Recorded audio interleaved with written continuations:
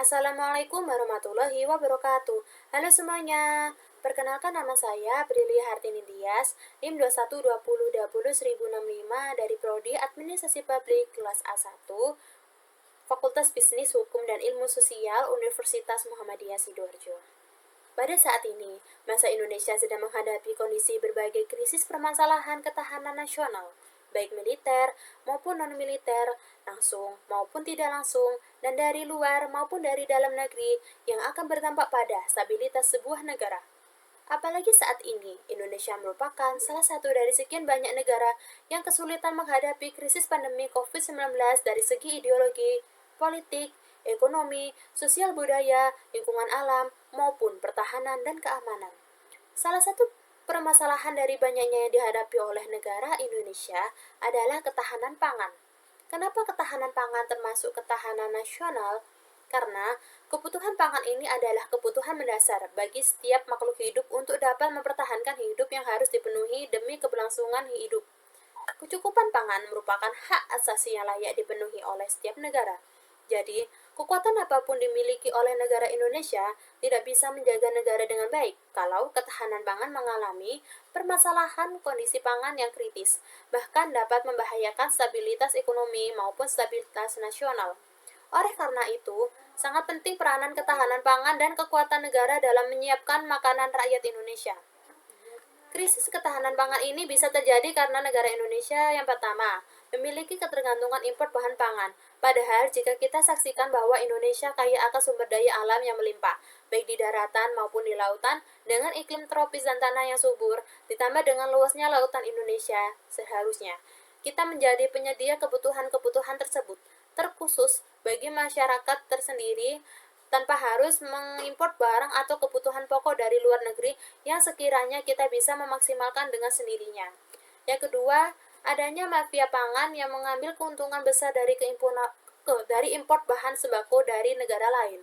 Karena lemahnya mental dan moral sebagian para penjabat yang mengurus permasalahan pangan dan dampak dari perang Ukraina dengan Rusia yang menyebabkan faktor kelangkaan pangan yang akan menimbulkan aksi penimbunan bahan pangan dan panic buying. Karena di masa pandemi COVID-19 terjadi kekurangan akses terhadap sumber-sumber pangan, sehingga banyak masyarakat yang melakukan hal tersebut karena sebagai upaya penyelamatan diri. Akibat dari sikap tersebut, menyebabkan penaikan harga sembako menaik karena kelangkaan barang. Yang ketiga, distribusi dilakukan di setiap wilayah tidak merata, karena masih terbatasnya sarana dan prasarana yang ada di setiap wilayah Indonesia, dan kadang lebih mahal daripada distribusi ke luar negeri.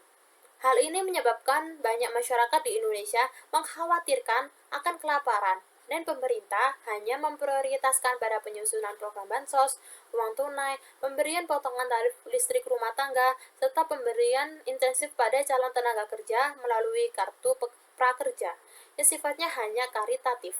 Sementara permasalahan pokok bangsa Indonesia, seperti jatuhnya harga jual hasil pertanian, dan meningkatnya jumlah masyarakat yang terkena PHK tidak menjadi salah satu prioritas pemerintahan.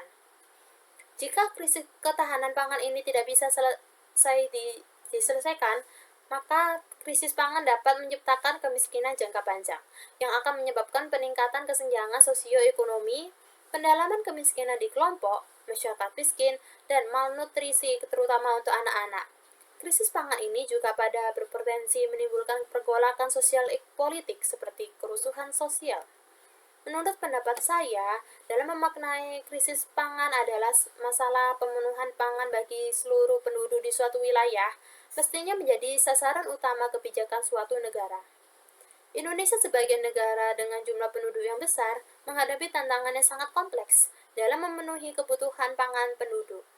Pertahanan pangan juga sangat penting untuk mendukung pertahanan dan keamanan, bukan hanya sebagai komoditi politik.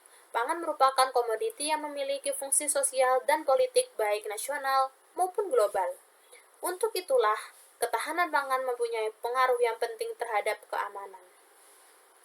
Kita sebagai generasi muda sangat dibutuhkan dalam mengatasi permasalahan ini, mengingat generasi muda merupakan agent of change serta penerus bangsa kelak di kemudian hari. Generasi muda diharapkan dapat menemukan ide baru dalam mengatasi permasalahan ini. Kerja nyata yang dilakukan oleh generasi muda sangat dinantikan oleh para petani agar tidak mengalami kemiskinan, sehingga dapat memenuhi kebutuhan pangannya.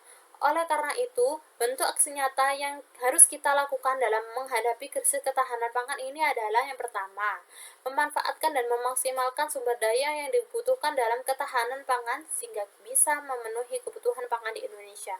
Yang kedua, melakukan asosiasi petani untuk melakukan pendampingan distribusi hasil pertanian.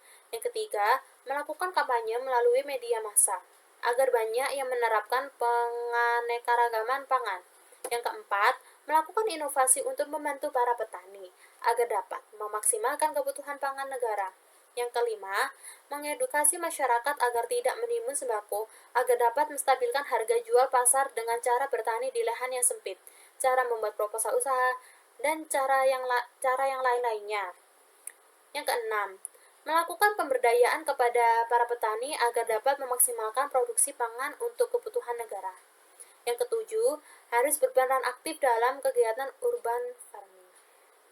Sekian dari saya. Apabila ada kesalahan maupun kekurangan dalam kata-kata, saya mohon maaf. Wassalamualaikum warahmatullahi wabarakatuh.